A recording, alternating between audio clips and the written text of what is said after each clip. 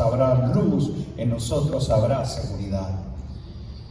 Y día a día, por esta situación, unos altibajos emocionales, producto de que la gente no tiene un camino claro y tampoco se ve un horizonte preciso, resultado de lo que son gobiernos corruptos y políticos mentirosos. Por otro lado, medios politizados y que venden su información y noticia al interés del partido, al interés del monopolio económico que los respalda, a la ideología que ellos quieren promover, y no hay honestidad y claridad en las noticias y en las estadísticas. Y obviamente, pues el pueblo espera una dirección precisa, pero ahí es donde viene el desencanto, la desilusión, y hay un pánico, hay una angustia, hay un temor, y lleva a que la gente se encierre, el prisionero de sus temores y de su estado de dolor. Pero yo quisiera que pudiésemos mirar a través de la Escritura de lo que realmente debemos sentirnos cautivos, prisioneros y confinados, y es a nuestra esperanza y confianza en el Dios Todopoderoso. En el libro de Zacarías, capítulo 9, versículo 9 al 12, quiero leerles, porque surge una palabra profética también para un tiempo de imprecisión. El pueblo de Israel ha retornado del exilio. Han sido años de ausencia de su territorio. Algunos no tienen un panorama claro de lo que ha de ser su futuro. Otros se han abandonado al desespero y la desilusión y quedaron viviendo en la periferia en una forma imprecisa y no comprometida con lo que era la fe de su nación y de su propósito en Dios, en el pacto en el que ellos operaban. Entonces, en medio de ese desencanto, Dios levanta al profeta Zacarías para afirmar al pueblo a que tiene que continuar la misión. Es decir, que las situaciones de destierro y las situaciones también de retornar y no tener seguridad económica y una dirección precisa de la fe, porque el templo está en ruinas, el sacerdocio abandonado. En medio de todo ese panorama que viene un proceso de restauración para la nación, Dios levanta a Zacarías para que genere una esperanza y marque una dirección al pueblo. Y su mensaje está dado en este libro, capítulo 9, versículo 9. Zacarías por sí mismo entraña un mensaje profético. Yo creo que su aparición en el escenario para dar una palabra de parte de Dios al pueblo de Israel ya representaba una voz de esperanza. Cuando la gente decía, ese Zacarías que viene a hablar de parte de Dios, sin que él hablara, su misma presencia ya anticipaba un mensaje, porque Zacarías quiere decir Dios consuela.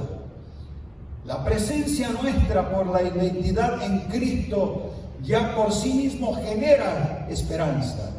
Cuando cada uno de nosotros es identificado en un escenario de dolor, en un momento de confusión, pero tú representas la identidad en Cristo, la verdad en Cristo, tu vida misma se convierte en un mensaje de esperanza. Es decir, si tus compañeros de trabajo, de tus vecinos que no conocen de la fe, pero sabe quién eres en Jesús, el hecho mismo que tú incursiones a ese espacio ya brinda esperanza, ya genera seguridad, porque saben lo que tú eres, lo que tú representas. No es tu nombre personal, sino tu nombre en Cristo, tu fe y tu vivencia genera para la gente paz. No sé si ha tenido esa experiencia de estar con compañeros. Dice, cuando tú estás, sentimos seguridad. Nos brinda algo como de confianza. Tu presencia genera como certeza de que hay algo divino y espiritual presente.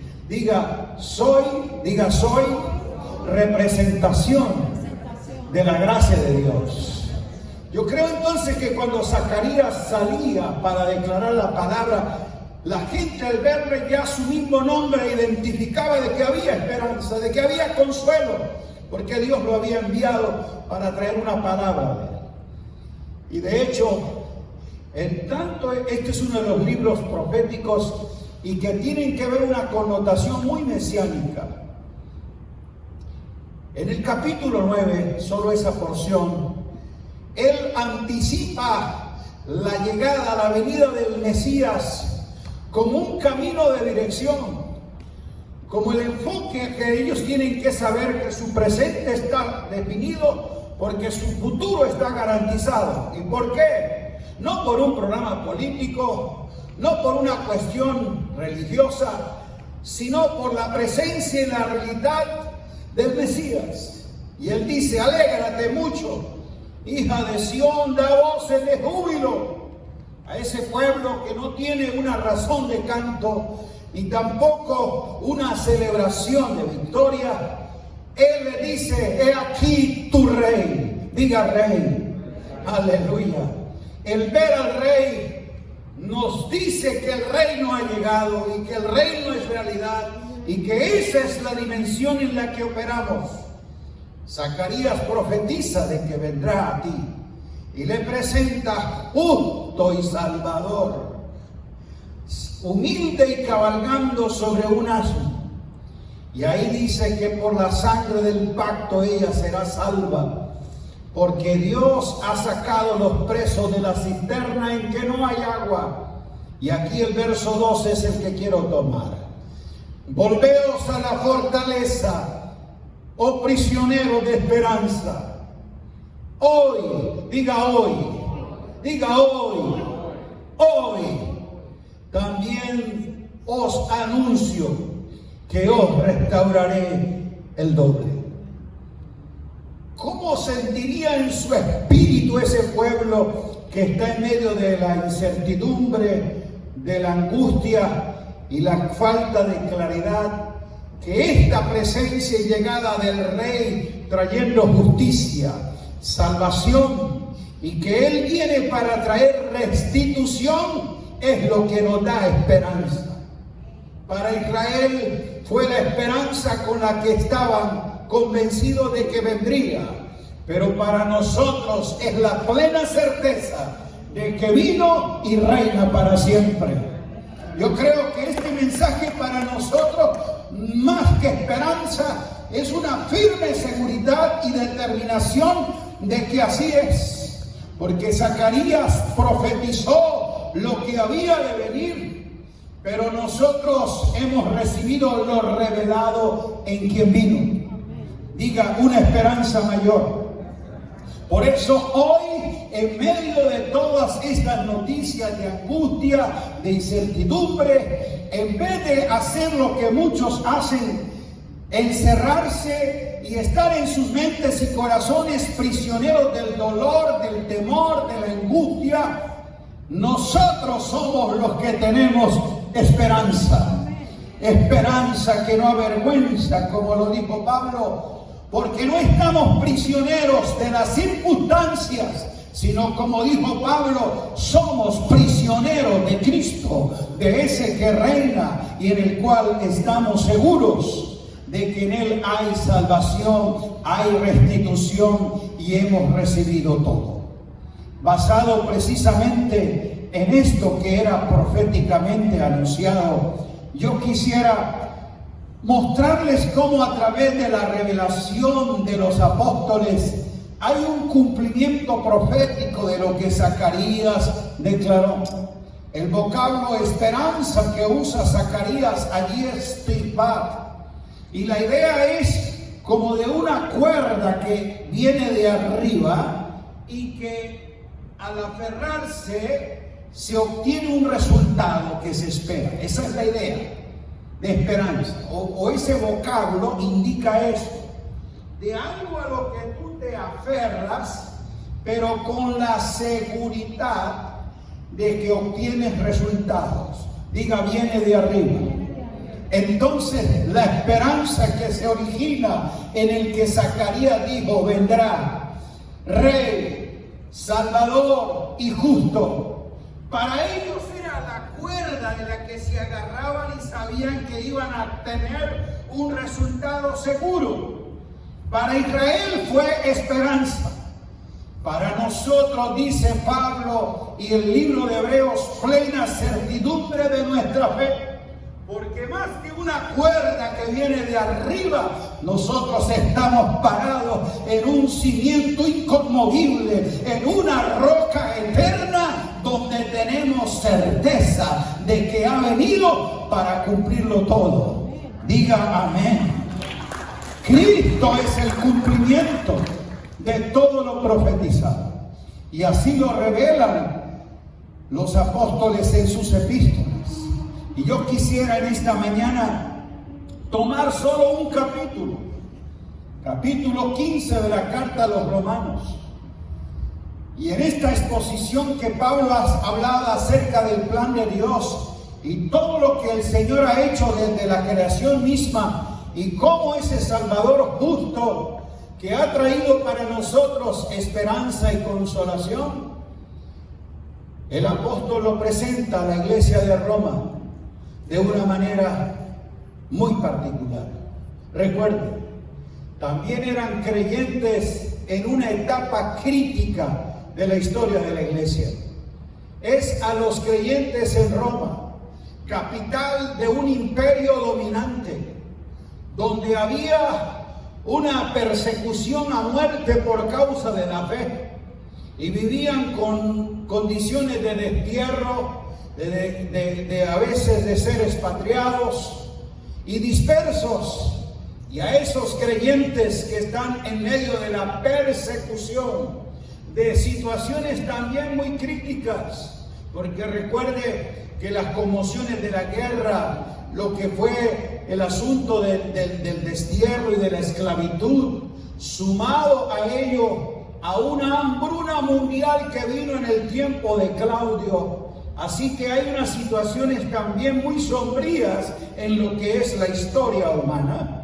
Allí viene Pablo para decirle a esa iglesia a la que él estuvo encerrado en una casa, no lamentándose de lo que estaba pasando en el cosmos, en el sistema, sino que dice que estuvo en esa casa alquilada en Roma, enseñando de Jesucristo y predicando el evangelio del reino de Dios a esa comunidad. Y en esas condiciones él les escribe esta carta y así les presenta al Dios revelado en Cristo.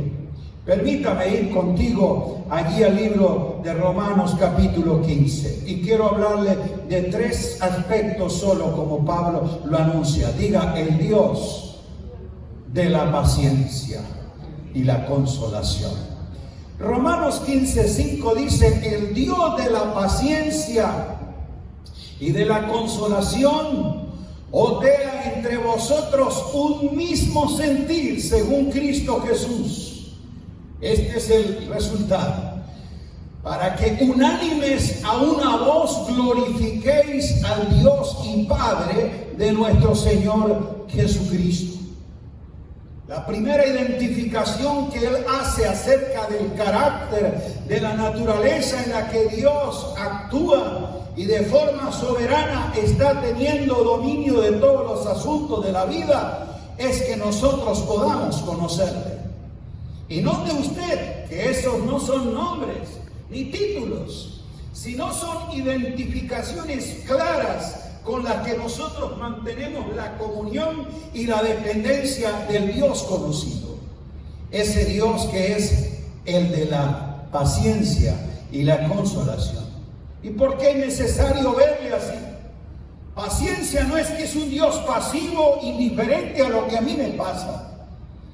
No, paciencia es del Dios que tiene dominio y que anda sin prisa ni vive angustiado por lo que está pasando en la tierra. Cuando describe al Dios de la paciencia, es el Dios que tiene el dominio y la seguridad de que aunque a veces para nuestro acelere, pareciera que Él se tarda en la respuesta. Si yo he orado desde la desesperación, Señor, ayúdame, Señor, resuelve, entonces mi estado de necesidad y de angustia es el que crea prisa. Pero Dios no anda a carreras. Él es el Dios que está sentado en el trono, sentado pero no pasivo, sentado pero no inactivo. Está diciendo: tengo el dominio de todo. Y lo que es el alboroto en las naciones y los estados de angustia en la tierra, a mí no me quitan la paz. Yo creo que desde esa perspectiva de ver al Dios de la paciencia y de la consolación, que está muy seguro de lo que Él ha determinado en su propósito, y que muchas veces, como dije, para nosotros pareciera que en nuestro tiempo sus planes parecieran retrasarse y que fuese un olvido. Escuche, que en nuestro desespero no veamos la respuesta cuando la necesitamos o la queremos según nuestra situación de angustia, no significa que aparente atraso es olvido de su parte. Ese es el Dios que recuerda, es el Dios quien tiene memoria, y el que Él sabe que muchas veces las demoras de Dios no son negaciones a lo que Él quiere hacer, sino que hay un proceso, diga proceso, en que no es la desesperación la que debe llevarme a tomar una decisión, sino la dirección de su voluntad, con la cual yo estoy en paz y tranquilo, porque en su plan de amor Él hace que su aparente demora es un plan inteligente y soberano para llevarlo a cabo todo en el momento oportuno y preciso. Como dije, diga momento oportuno y preciso. Sí, Señor. Ese Dios que, como dice el sabio Eclesiastés en el capítulo 3, lo hace hermoso todo en su tiempo. ¿Cuándo es que lo hace hermoso? En su tiempo, no en el nuestro. En el nuestro a veces ese tiempo de incertidumbre, de caos, de angustia, genera un acelere y nos parece que como que no hay control de parte de Dios. Pero cuando el escritor dice que lo hace todo hermoso en su tiempo, describe no solo un obrar de lo estético, de la hermosura que tiene que ver con una cuestión externa. Hermoso es rapé, que quiere decir preciso, adecuado, oportuno. Es decir, la hermosura del proceder de Dios no está en que es bonito lo que ha sucedido, sino que fue preciso y oportuno para lo que yo estaba preparado en el proceso en el que Él estaba orando. ¿Y qué hizo Dios en ese proceso de aparente desespero y de angustia?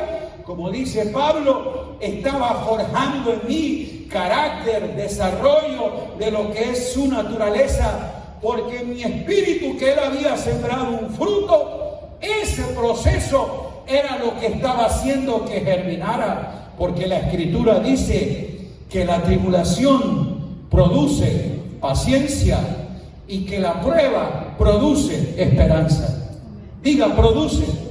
Entonces, amados, esto no ha sido un tiempo de pérdida para los hijos de Dios, y que caminamos en su propósito y que entendemos el tiempo cairótico en el que operamos en medio de un tiempo caótico, es saber de que esto es productivo. Diga, productivo. Declare conmigo: saldremos gananciosos y productivos de todo esto. Para otros será pérdida, pero para los entendidos, en quienes se está desarrollando el fruto del Espíritu, podemos, como dijo Pablo en Romanos 5, gloriarnos, gozarnos en las tribulaciones, sabiendo, mientras ignore el producto, entonces no vas a entender el proceso. El producto es: la tribulación produce paciencia. Si yo estoy viendo el fruto, el producto de eso que Dios está forjando en mi vida, y paciencia no tiene que ver con un estado de resignación pesimista a lo que me ha pasado o lo que está pasando. No, la palabra paciencia, upomone, quiere decir moverse bajo la presión. Escuche, diga moverse. La paciencia no te deja en un estado pasivo, cruzado de brazos, mirando qué está pasando. La paciencia es fruto del Espíritu que te reviste de una convicción y dice: seguiré moviéndome en el plan de Dios, en la dirección de Dios, porque no importa la presión que venga de afuera, es la gracia que fluye de adentro.